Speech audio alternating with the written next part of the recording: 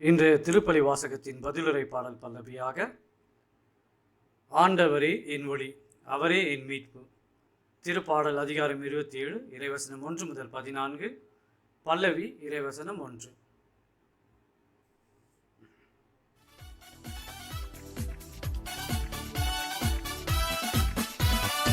இறை மக்களாக மகிழ்ந்து வருகின்ற திருப்பவனி, இறை மக்களாக மகிழ்ந்து வருகின்ற திருப்பவனி, திருச்சபை இணைந்து கிறிஸ்துவோடு தருமே தியாக பலி. வாராயிரை திருக்குலமே வாழ்வாய் பேருடனே,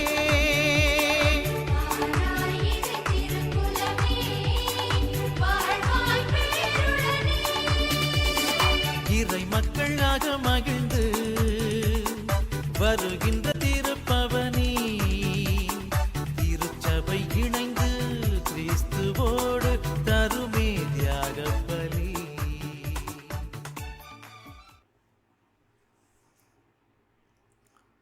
முதல் வாசகம்.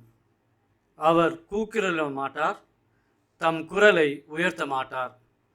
இறைவாக்கினர் ஏசாயா நூலிலிருந்து வாசகம், அதிகாரம் 42, இறைவசனம் 1 முதல் 7.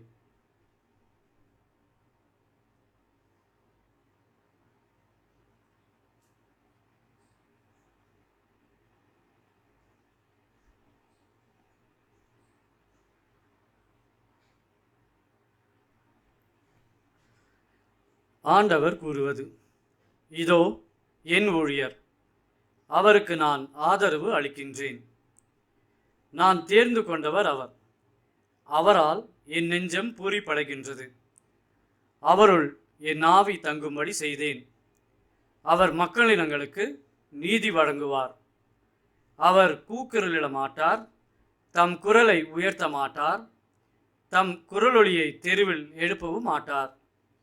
நெறிந்த நாணலை முறியார், மங்கி எறியும் திரியை அணையார். உண்மையாகவே நீதியை நிலைநாட்டுவார்.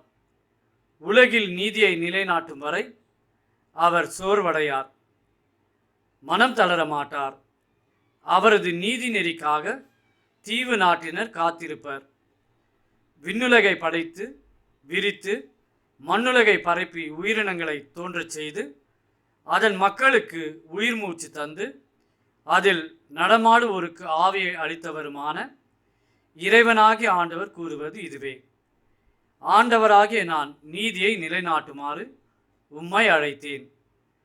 உம் கையை பற்றி பிடித்து உம்மை பாதுகாப்பேன். மக்களுக்கு உடன்படிக்கையாகவும் பிற இனத்தாருக்கு ஒளியாகவும் நீர் இருக்குமாறு செய்வேன். பார்வை இழந்தோரின் கண்களை திறக்கவும், கைதிகளின் தலைகளை அறுக்கவும், இருளில் இருப்போரை சிறை நின்று மீட்கவும் உம்மை அழைத்தேன். ஆண்டவரின் அருள்வாக்கு. இறைவனுக்கு நன்றி. பதிலுரை பாடல். ஆண்டவரே என் ஒளி, அவரே என் மீட்பு. யாருக்கு நான் அஞ்ச வேண்டும்? ஆண்டவரே என் உயிருக்கு அடைக்கலம். யாருக்கு நான் அஞ்சி நடுங்க வேண்டும்?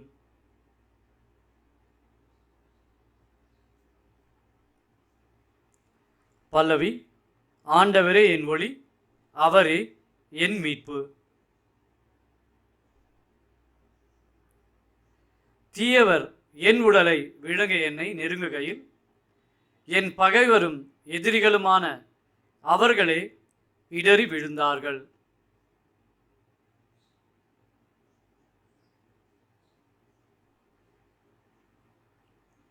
பல்லவி.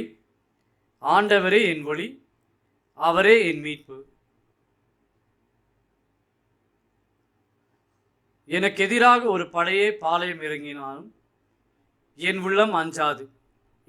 எனக்கு எதிராக போர் எழுந்தாலும் நான் நம்பிக்கையோடு இருப்பேன்.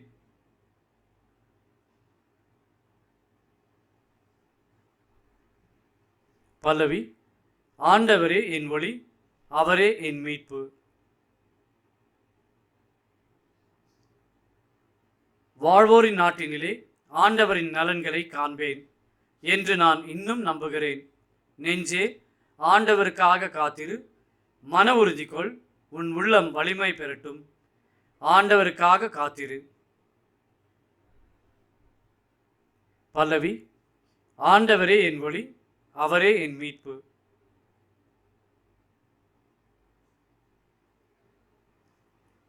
நற்செய்திக்கு முன் வாழ்த்தொலி. எங்கள் அரசரே, போற்ற பெறுக. எங்கள் குற்றம் கண்டு இரக்கம் கொண்டவர் நீர் ஒருவரே.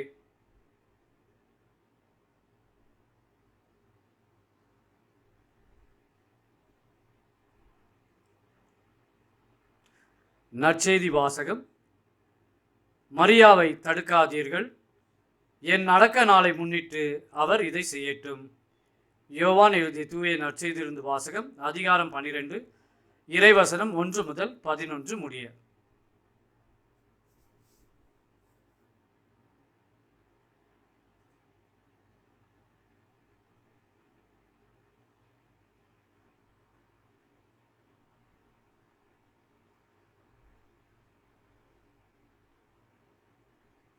பாஸ்கா விழாவுக்கு 6 நாளுக்கு முன்பு இயேசு பெத்தானியாவுக்கு சென்றார்.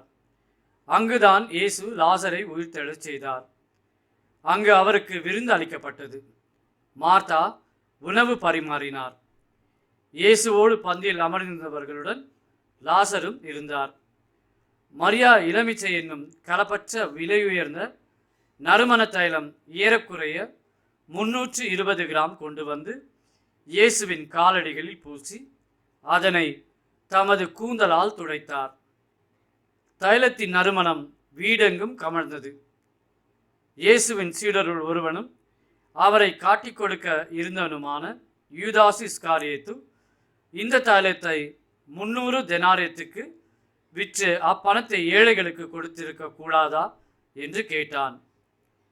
ஏழைகள் பால் கொண்டிருந்த அக்கறையினால் அல்ல, மாறாக அவன் ஒரு திருடனாய் இருந்ததால்தான் இப்படி கேட்டான். பணப்பை அவனிடம் இருந்தது. அதில் போடப்பட்ட பணத்திலிருந்து அவன் எடுத்துக்கொள்வதுண்டு. அப்போது இயேசு, மரியாவை தடுக்காதீர்கள், என் அடக்க நாளை முன்னிட்டு அவர் இதை செய்யட்டும். ஏழைகள் உங்களோடு என்றும் இருக்கிறார்கள், ஆனால் நான் உங்களோடு என்றும் இருக்கப் போவதில்லை என்றார். இயேசு அங்கு இருப்பதை அறிந்த யூதர்கள் பெருந்திரளாய் வந்தார்கள். அவர்கள் இயேசுவை முன்னிட்டு மட்டுமல்ல, அவர் உயிர்த்தெழச் செய்திருந்த லாசரை காண்பதற்காகவும் வந்தார்கள். ஆதலால் தலைமை குருக்கள் லாசரையும் கொன்றுவிட திட்டமிட்டார்கள். ஏனெனில் லாசரின் காரணமாக யூதர்களிடமிருந்து பலர் விலகி இயேசுவிடம் நம்பிக்கை கொண்டனர்.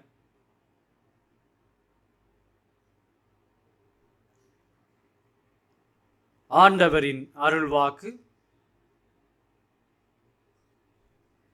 கிறிஸ்துவே உமக்கு புகழ்.